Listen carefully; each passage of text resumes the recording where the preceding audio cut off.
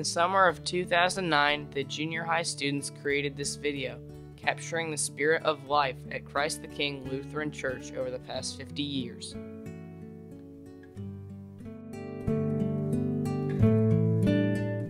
They started in a little white house. Well, actually, they started meeting in a bank building, but then found this property and purchased it for $40,000 in 1958. It included a densely wooded area and 2 small houses. They quickly outgrew the little white house, so they picked up the other house and moved it close to the first one, and built a classroom to join them.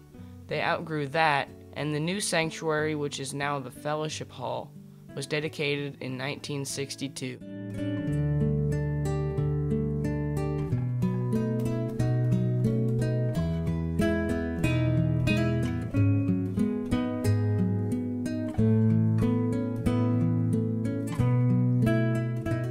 They outgrew that, and the current sanctuary was built and dedicated in 1987.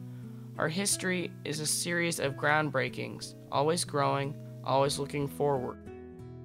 I was surprised by how large it was, and then when I went inside, I was amazed by how even larger it was in the sanctuary. And I remember kind of being terrified that I guess I'll be standing up there in that pulpit on a pretty regular basis, preaching in this very big place with lots of people, and feeling very nervous. This is the biggest Lutheran sanctuary I'd ever seen.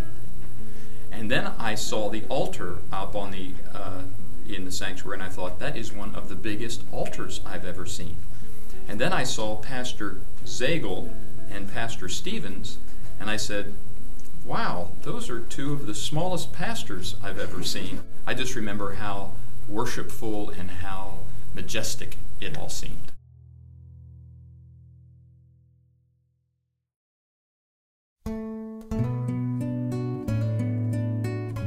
A tremendous man of God, and Christ the King grew from the small charter membership that it was in 1959 to, I don't know how many people were here.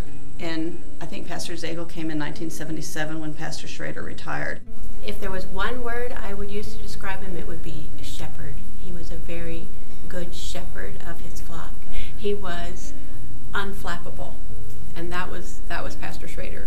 Unflappable. The word came first.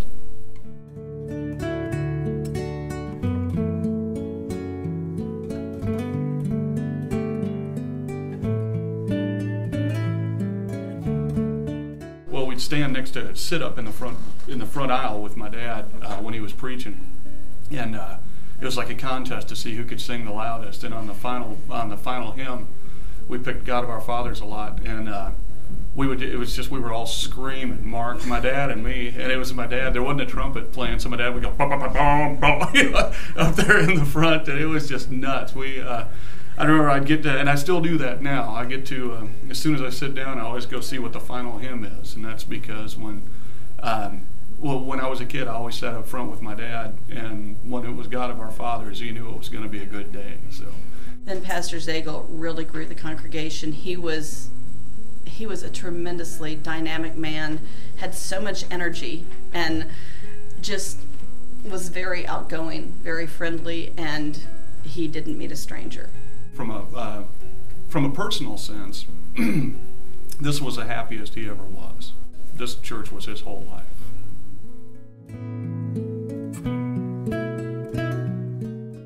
He was right out of the seminary when he came, and a young guy. It was second career, but he was still fairly young, and he was just always smiling and always on the go and always coming up with something new to do. And he was a lot of fun and did a lot of great things around here. A wonderful associate pastor. He brought in a lot of new innovations into Christ the King. You gonna ask me about the headaches? Do I get to answer that? Is there a question about the headaches? I don't know if this is a characteristic. He is just so dedicated to the ministry and his people. You see that every day. He's excited about this. He wants to do that. just wants everything to be right, and he wants everybody to be taken care of, and he wants to get the word out. When I had to be in the dunk tank at the carnival for our school, and the water was cold and dirty, and all day long I had to be dunked over and over again. I thought that I was being punished for my sins on that day. Oh gosh, if I only had somebody that I could work with better than the guy I have. Oh, that's your father, isn't it? I'm sorry. He's a real perfectionist, but it's because he wants that high point of the week, our worship service, to be as good as it can be for us. It's not for him, it's for us.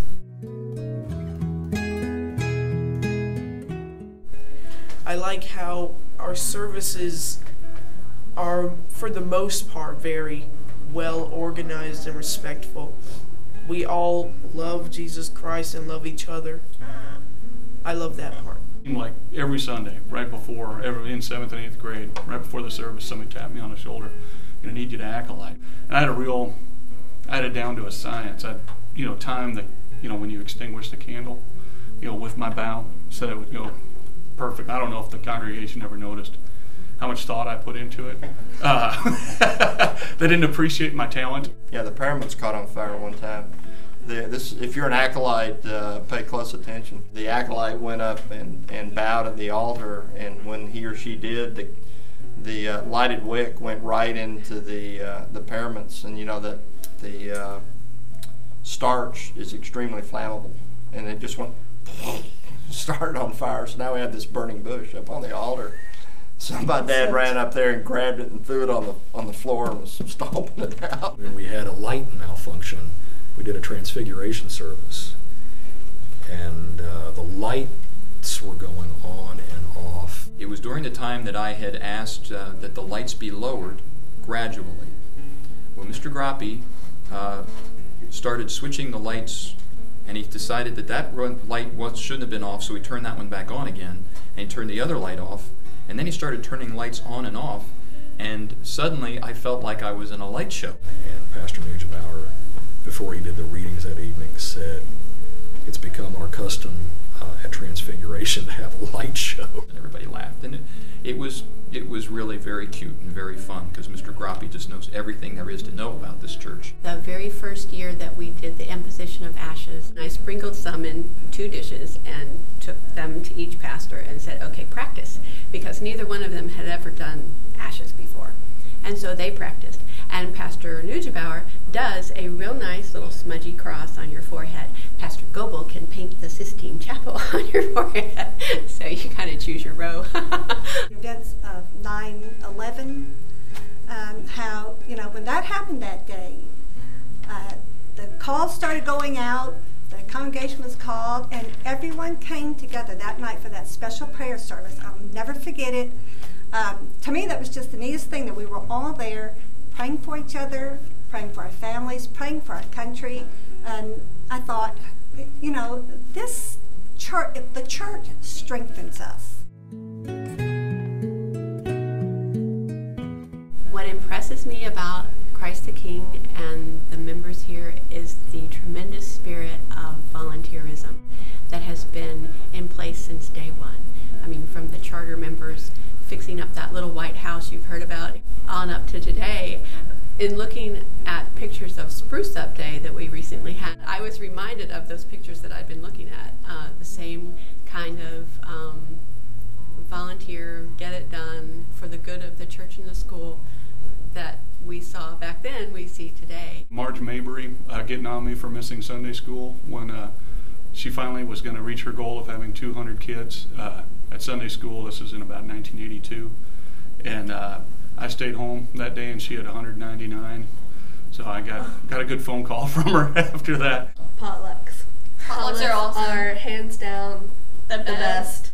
When we first came here and we were in that little white house, we would have family night. There was always, I just loved the family nights here. Usually there were always potlucks, but then usually there was some kind of entertainment too. I love how, cause I love food, I love how everyone else loves food. To have the numbers of people in our pews that we've had for so long is a very rare thing. Some of us who've been to other congregations realize that what happens here on Sunday mornings is a pretty special thing, and it's very rare. Like, they should bring barbecue in. There's like a whole table of fried chicken. We would just go up to church, and I'd either do homework or we'd play in the nursery while Mom would practice or work or something. So this is kind of like a second home. Meaningful worship services when I've been gone for a Sunday or two, and I come back and see all my church family again, and we are all worshiping together, and I realize what a great blessing we have here. Oftentimes when we worship Sunday after Sunday, we kind of forget what we've got, and sometimes stepping back and seeing what others perhaps don't have, when I come back, I just really celebrate twice as much. I like wings, you know. Y'all are all part of a family here, and